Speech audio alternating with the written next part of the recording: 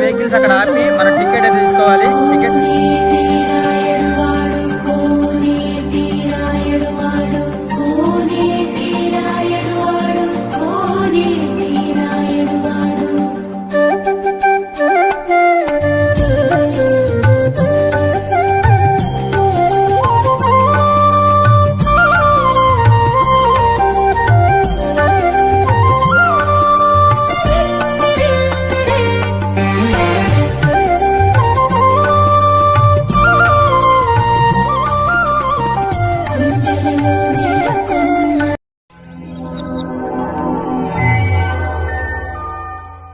Hi friends, welcome to Vikram Vihari channel.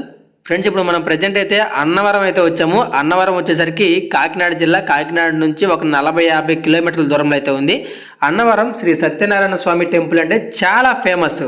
చాలామంది మన సబ్స్క్రైబర్లు అడిగారు, అందుకోసమే అన్నవరం అయితే వచ్చాను. అన్నవరంలో ఏంటంటే ఎక్కువగా ఎవరైనా కొత్త ఇళ్ళు కట్టుకున్నా, కొత్తగా పెళ్ళైన వాళ్ళు ఇక్కడికి వచ్చి వ్రతం చేస్తారనమాట. చాలా మంచిదని చాలామంది మన సబ్స్క్రైబర్లు, ఇంకా చాలామంది భక్తులు ఇక్కడికి వచ్చే ఉంటారు ఇప్పుడు మన వీడియో చూసేవాళ్ళు. కాకపోతే ఒకసారి ఇక్కడ ఇప్పుడు ప్రజెంట్ సిచ్యువేషన్ ఎలా ఉంది, ఇక్కడ వ్రతం చేయాలంటే ఏమేమో పాటించాలి, ఇక్కడ టికెట్ కాస్ట్ ఎంత ఉంటుంది, రూమ్ ఎట్లా తీసుకోవాలి, అసలు కొండపైకి ఎలా వెళ్ళాలి, మొత్తం కూడా ఈ వీడియోలో అయితే మీకు ఫుల్ ఇన్ఫర్మేషన్ అయితే అందిస్తాను. మీరు ఒకవేళ బండి మీద వస్తే, కారు కానివ్వండి, వెహికల్ ఏదైనా వస్తే ఈ రూట్లోనే రావాలి ఖచ్చితంగా. పైన పార్కింగ్ చాలా ప్లేస్ ఉంటుంది, రూమ్స్ కూడా పైన ఉంటాయి, టెంపుల్ పైన ఉంటుంది, అన్ని A to Z అన్ని ఫెసిలిటీస్ మొత్తం మనకి పైన ఉంటాయి. కింద ఏమాత్రం కూడా చిన్న పని కూడా మనకి ఉండదు. ఓకే, మనం ఇప్పుడు ఆర్చి లోపల నుంచి మనీ పే చేసి లోపలికి రాగానే మనకు ఒక చిన్న ఘాట్ రోడ్ అయితే వస్తుంది. ఈ ఘాట్ రోడ్లోనే మనం వెళ్ళాలి. గాయస్, కింద వెహికల్స్ అక్కడ ఆపి మన టికెట్ అయితే తీసుకోవాలి. టికెట్ కాస్ట్ కూడా చూపించే కదా. ఇక్కడ నుంచి మనకి ఘాట్ రోడ్ స్టార్ట్ అవుతుంది. ఎంత కొంచెమే ఉంటుంది, ఒక 1 కిలోమీటర్ ఉంటుందేమో. ఆ 1 కిలోమీటర్ వెళ్ళగానే మనం టెంపుల్ దగ్గరికి వెళ్ళిపోవచ్చు. అక్కడ రూమ్స్ కానివ్వండి, ఇంకా అక్కడ ఎక్కడెక్కడ ఏముంటాయి అన్నీ కూడా మీకు వివరంగా చూపిస్తా. స్కిప్ చేయకుండా కంటిన్యూషన్గా చూడండి. ఓకే, వెళ్దాం పదండి. మనం ఘాట్ రోడ్ ఎక్కుతున్నప్పుడు మనకి దారిలో ఇలాంటి చిన్న చిన్న ఆర్చీలు అయితే కనబడతాయి. మొత్తం ఘాట్ రోడ్ మనకి ఒక 600 మీటర్స్ దూరంలో అయితే ఉంటుంది. మొత్తం రూమ్స్ అన్నీ మనం ఫ్రెష్ అప్ అవడానికి అన్నీ పైన అవైలబుల్గా ఉంటాయి. కాస్ట్ కూడా చాలా తక్కువ. ఇంకోటి, అన్నవరం ప్రసాదం అంటే చాలా ఫేమస్ స్వీటు. ఒక చిన్న తమలపాకులో చుట్టి మనకి ఇస్తారు, అది కూడా మీకు చూపిస్తాను. ఇంకోటి ఏంటంటే మనకి ఫ్రీగా భోజనం కూడా పెడతారు ఇక్కడ వచ్చిన భక్తులకి. కానీ వ్రతాలు మాత్రం ఒక్కొక్క వ్రతానికి ఒక్కొక్క కాస్ట్ అయితే ఉంటుందన్నమాట. అంటే ఏసీలో చేయించుకుంటే ఒకలాగా, నార్మల్గా గుడి ముందు ఒకలాగా ఉంటుంది. అందరికీ భక్తులకి ఒకేలాగా చేయాలంటే ఇంకొక కాస్ట్. ఇలా కొన్ని కాస్ట్లు అయితే డిఫరెంట్గా ఉంటాయి. అవన్నీ అక్కడికి వెళ్ళిన తర్వాత ఎక్స్ప్లెయిన్ చేస్తాను మీకు. వీడియో వరకు స్కిప్ చేయకుండా కంటిన్యూషన్గా చూడండి, అప్పుడే మీకు అన్నీ కూడా క్లియర్గా అర్థమవుతాయి. ఓకే, టెంపుల్ పైదాకా రావడానికి మనకి చాలా దారులు అయితే ఉన్నాయి. మెట్ల మీద నుంచి రావచ్చు, తూర్పు గోపురం వైపు రావచ్చు, దక్షిణ రాజగోపురం వైపు రావచ్చు. ఇలా మనకి టెంపుల్, మెయిన్ టెంపుల్ దగ్గరికి వెళ్ళడానికి చాలా దారులు ఉన్నాయి. కానీ మన సొంత వెహికల్తో వస్తే మాత్రం ఇదిగోండి, ఇప్పుడు నేను వస్తున్నాను కదా, ఇదే రూట్లో అయితే రావాలి. ఖచ్చితంగా అక్కడ స్టార్టింగ్ మనం మనీ అయితే పే చేయాలి. కానీ పార్కింగ్ అయితే చాలా ఉంటుంది పైన కొండ మీద. మొత్తం ఎటు చూసిన పార్కింగ్ అంటే అసలు కన్ఫ్యూజ్ అవ్వరు. మొత్తం బోర్డులు పెట్టి మనకి క్లియర్గా కనిపిస్తూనే ఉంటాయి ఎక్కడికక్కడ. ఇంకా రూమ్స్ అంటారా, రూమ్స్ చాలా ఉంటాయి. అవసరమైతే దాని గురించి ఒక సపరేట్ వీడియో చేసి మీకు చూపిస్తాను.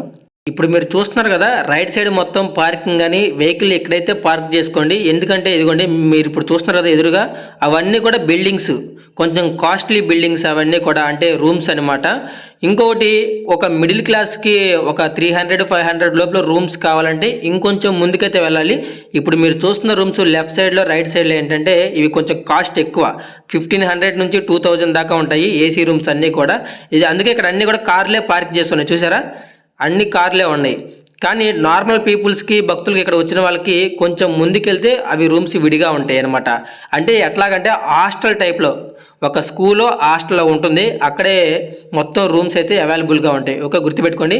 ఇప్పుడు మనం స్ట్రైట్గా ఇలా ముందుకెళ్తే టెంపుల్ దగ్గరికి అయితే వెళ్ళిపోవచ్చు. ఫ్రెండ్స్, ఒకవేళ మీరు ఇంటి దగ్గర నుంచి బస్కి, ట్రైన్కి కనుక వస్తే మీరు వచ్చే మార్గం మళ్ళీ వేరే ఉంటుందన్నమాట. కింద నుంచి ఫ్రీగా బస్సులు అయితే ఉంటాయి. అదిగోండి, ఈ రెడ్ కలర్ బస్సులు గుడికి సంబంధించింది.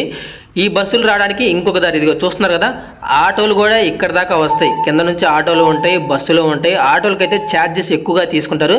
ఖచ్చితంగా కన్ఫామ్గా బస్సులు చాలా ఉంటాయి, బస్సే ప్రిఫర్ చేయండి. ఓకే, ఇదిగోండి, చిన్నగా ఘాట్ రోడ్లో నుంచి పైదాకా వస్తే డైరెక్ట్గా మీరు టెంపుల్ దగ్గరికి అయితే వస్తారు. టెంపుల్ పక్కనే మీకు పంపా నది కూడా ఉంటుంది. అదిగోండి, మీరు చూస్తున్నారు కదా, వాటర్ స్టోరేజ్ అయ్యి పెద్దగా. గాయస్ మీరు కనుక ఆటోలకి బస్సులకు వచ్చారంటే ఆటోలు బస్సులు అక్కడ డ్రాప్ చేస్తే బస్సులు అయితే ఇంకా లోపలికి వెళ్తాయి అనమాట.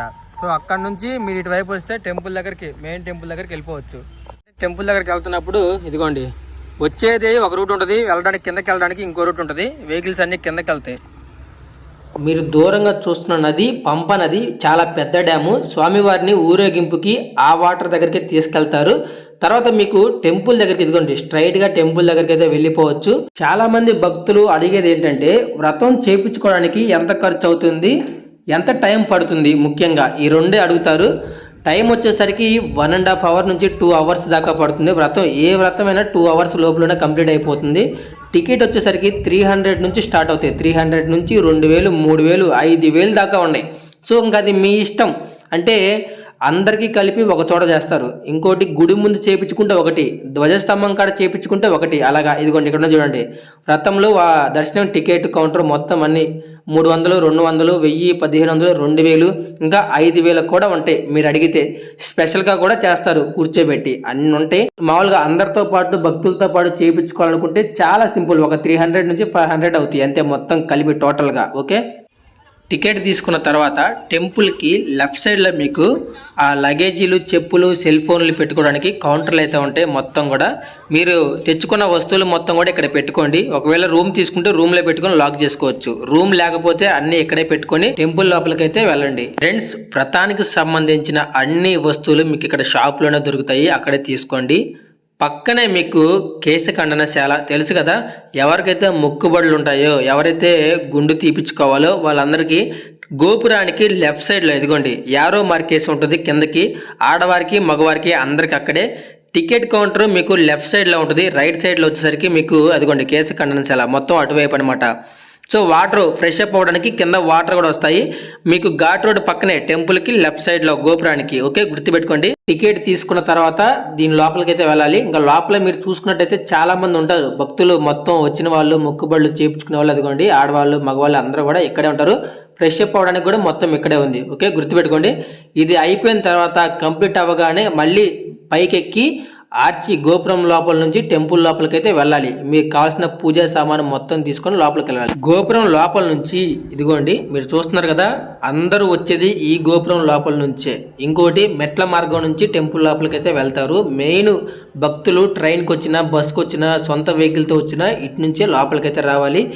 ఖచ్చితంగా మీరు టికెట్ తీసుకున్న తర్వాత వ్రతానికి సంబంధించినవి ఇదిగోండి ప్రతిదీ కూడా ఒక లైన్లో ఫార్మింగ్ అయితే వెళ్తా ఉన్నారు చూడండి. అందరూ అలాగే వెళ్ళాలి. మనం కూడా లోపలికి వెళ్ళిన తర్వాత కొన్ని వందల మంది పెళ్ళైన వాళ్ళు, తర్వాత పెళ్ళైన వాళ్ళు కానివ్వండి, ఇల్లు కట్టించుకున్న వాళ్ళు, ఎవరైతే ఎక్కడెక్కడి నుంచో వ్రతం చేయించుకోవాలని ఇక్కడ దాకా వస్తారో వాళ్ళందరూ మీకు కనిపిస్తారు.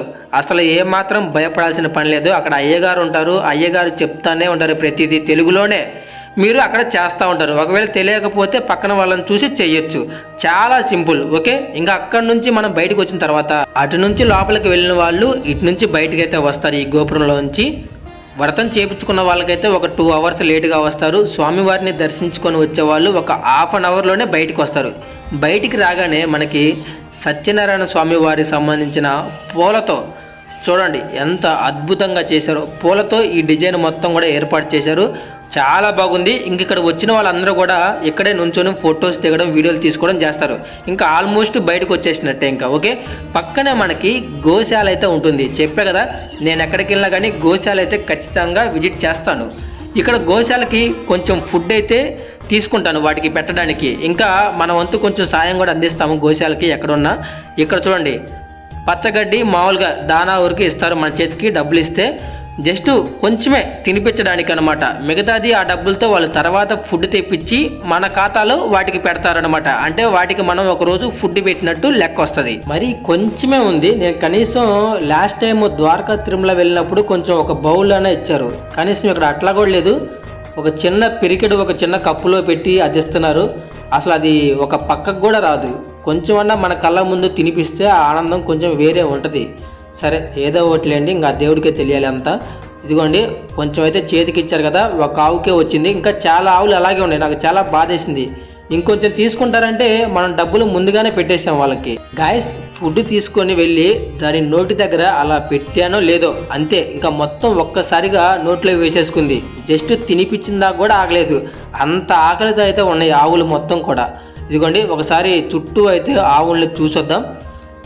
చాలా ఉన్నాయి ఆవులు, ఇక్కడే కాదు ఇంకా గోశాల చాలా చోట్లయితే ఉంటాయి. అందుకే మీరు వెళ్ళినప్పుడు ఖచ్చితంగా గోశాల అయితే విజిట్ చేయండి. ఒక మనిషికి అన్నం పెట్టినప్పుడు వచ్చే పుణ్యం కంటే గోశాలకి ఆవులకి పెట్టే పుణ్యం ఇంకా ఎక్కువగా ఉంటుందంట, 100 రెట్లు ఎక్కువ. ఆలోచించండి. ఇక భక్తులు ఆడవాళ్ళు ఎవరైతే ఉన్నారో ఆ ఆవు నెయ్యితో చేసిన దీపాలు తీసుకొచ్చి ఇక్కడ వెలిగిస్తారు. మొత్తం అన్నీ కంప్లీట్ అయిన తర్వాత వెలిగించి ఇక్కడ నుంచి అయితే కిందకి వెళ్తారు. ఇంకోటి, ఈ చెట్టు ఎందుకుందంటే స్వామివారిని ముందుగా చూసింది ఇక్కడే, ఈ చెట్టు త్వర లోపలే. ఇక్కడ నుంచి స్వామివారిని తీసుకెళ్ళి ఆ మెయిన్ కొండ మీద అయితే ప్రతిష్ఠించారు. అది కూడా ఒక భక్తుడికి కళలో కనిపించడం వల్ల. వాళ్ళది వచ్చేసరికి తూర్పుగోదావరి జిల్లా పిఠాపురానికి దగ్గరలో ఉన్న ఒక భక్తుడు, ఆ భక్తుడు కళ్ళలో కనిపించి ఇదంతా జరిగిందని ఒక స్టోరీ అయితే ఉంది.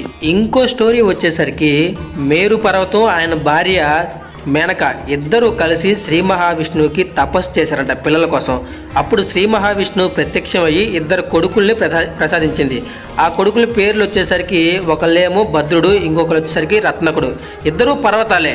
అయితే ఒక పర్వతం ఏంటి, భద్రుడు అనే పర్వతాన్ని భద్రాచలంగా కొలుస్తారంట, భద్రాచలం రాముల వారి పర్వతం. ఇంకో పర్వతం రత్నకుడు అని చెప్పే కదా, ఆ రత్నకుడు అనే పర్వతమే రత్నగిరి కొండ. అంటే ఇదే అన్నవరం సత్యనారాయణ స్వామికి ఇంకా అంకితం అయిపోయింది. ఇలా 2 చరిత్రలు, 2 స్టోరీలు అయితే ఈ దేవాలయానికి అయితే ఉన్నాయి ఫ్రెండ్స్.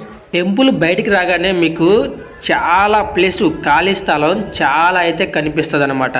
అంటే చాలా దూరం నుంచి భక్తులు ఎక్కడెక్కడి నుంచో కొన్ని 100 కిలోమీటర్ల నుంచి అయితే ఇక్కడికి వస్తారు. వాళ్ళందరూ కూడా వచ్చిన తర్వాత విశ్రాంతి తీసుకోవడం కోసం ఒక పెద్ద షెడ్ వేశారు. షెడ్డుకు పక్కనే రామాలయం టెంపుల్. మీకు రైట్ సైడ్లో ప్రసాదం అని చెప్పా కదా, ప్రసాదం కౌంటర్ చాలా టేస్టీగా ఉంటుంది. అన్నవరం ప్రసాదం చాలా ఫేమస్ అని చెప్పా కదా, అది ఇక్కడ ఇస్తారు. టెంపుల్ బయట ఇస్తారు, టెంపుల్ లోపల ఇస్తారు. అంతా అయిపోయిన తర్వాత ఈ రామాలయం టెంపుల్ కూడా విజిట్ చేయండి. ఇక్కడ మీకు చెట్టు కింద అమ్మవారి విగ్రహం అయితే ఉంటుంది ఎదురుగా. రామాలయాన్ని విజిట్ చేసిన తర్వాత అమ్మవారి దర్శనం చేసుకొని కొంచెం ముందుకు రాగానే మీకు ఎటు చూసినా కూడా అన్ని చెట్లు, కూర్చోడానికి చల్లని ప్రదేశం అయితే ఒకటి మీకు కనిపిస్తుంది. చాలా బాగుంటుంది. ఇక్కడ కొంచెం సేపు ఆగండి. అక్కడి నుంచి కొంచెం ముందుకు రాగానే మీకు ఫలబాయ యంత్రం ఉంది కదా, సూర్యకాంతితో కాలమనాన్ని తెలియజేసేది. అంటే అర్థమైనట్టుందా? చిన్నప్పుడు మన స్కూల్లో నేర్పించారు కదా, గుండ్రంగా ఒక గీత గీసి మధ్యలో పుల్ల పెడితే ఆ సూర్యుడి వల్ల మనకి ఆ పుల్ల నీడ ఎటైతే పడుతుందో అది టైం మనం లెక్కించేవాళ్ళం. సేమ్ అలాగే ఇక్కడ కూడా కృష్ణమూర్తి శాస్త్రి గారు ఏంటంటే ఆయనది రాజమండ్రి, ఆయన నిర్మించారంట. దీన్ని వచ్చేసరికి మనకి టెంపుల్ పక్కనే. మరి ఎందుకు నిర్మించారన్నది నాకైతే ఐడియా లేదు. మీలో ఎవరికైనా తెలిస్తే కామెంట్ చేయండి. చాలా సంవత్సరాల కిందే దీన్ని అయితే నిర్మించారు. చూడండి, సూర్యుడి కాంతి చేత మనం దీన్ని టైము ఎలా లెక్కించే వాళ్ళం ఇంతకు ముందు. ఇలా ఎప్పుడు చూసారంటే రాజుల కాలంలో ఇలాగే టైంను చూసేవాళ్ళు. సూర్యకాంతిని బట్టి సూర్యుని చూసి నడినెత్తికి వస్తే 12 అయిందని, కొంచెం పక్కకు వస్తే 2 అయిందని. సేమ్ అలాగే ఇక్కడ భూమి మీద గుండ్రంగా గీత గీసి అదిగోండి మధ్యలో ఒక రాయి పెట్టారు. అలాగా మనం టైంని అయితే లెక్కించాలి ఒకప్పుడు. ఇప్పుడైతే వాచెస్, సెల్ ఫోన్లు అన్నీ వచ్చాయి. ఇంకా అన్నవరం కొండ మీద చూడాల్సిన ప్రదేశాలు మొత్తం చూసేసాము. ఇంకా అక్కడి నుంచి కొంచెం ముందుకు రాగానే మనకి అన్నప్రసాదం ట్రస్ట్, మనకి కొండ మొత్తం మీద భోజనం పెట్టేది ఇక్కడ మాత్రమే. ఇక్కడే మనం భోజనం అయితే చేయాలి. టికెట్ తీసుకొని లోపలికి వెళ్ళండి. కొంచెం భక్తులు ఎప్పుడు ఎక్కువగానే ఉంటారు. మనకి తిరుమలలో ఎలాగైతే అన్నం పెడతారో ఫ్రీగా భోజనం తిన్నంత, అలాగే ఇక్కడ కూడా భోజనం అయితే ప్రతిరోజు పెడతారు. ఇంకా మీకు అన్నంలో ఈ అన్నవరం ప్రసాదం ఏదైతే ఫేమస్ ఉందో అది కూడా కొంచెం పెడతారు. ఇంకా అది తిన్న తర్వాత మీరు మర్చిపోలేరు, ఇంటికి పార్సిల్ అయితే తీసుకెళ్తారు కూడా. గాయస్, మొత్తం అన్నీ తిరిగిన తర్వాత నైట్ నిద్ర చేయాలంటే, లేకపోతే కొంచెం సేపు రెస్ట్ తీసుకోవాలంటే, రూమ్ కావాలన్నా కానీ ఇక్కడికైతే రావాల్సిందే. అది కూడా అతి తక్కువ ధరకి అన్నవరంలో రూమ్ కావాలంటే ఇక్కడికే రావాలి. ఇంకా వేరే ఆప్షన్ అయితే లేదు. దీని గురించి ఒక సపరేటు మంచి వీడియో అయితే చేస్తాను. అసలు రూమ్ ఎంత కాస్ట్ ఉంటుంది, రూమ్ లోపల మనకి ఎలాగుంటాయి, ఎన్ని బెడ్లు ఉంటాయి, ఎంతమంది రూమ్ లోపల స్టే చేయొచ్చు, ఎవరెవరికి ఇస్తారు, ఇలా మొత్తం ఇన్ఫర్మేషన్తో నెక్స్ట్ వీడియోతో మళ్ళీ కలుద్దాం. Okay, thank you.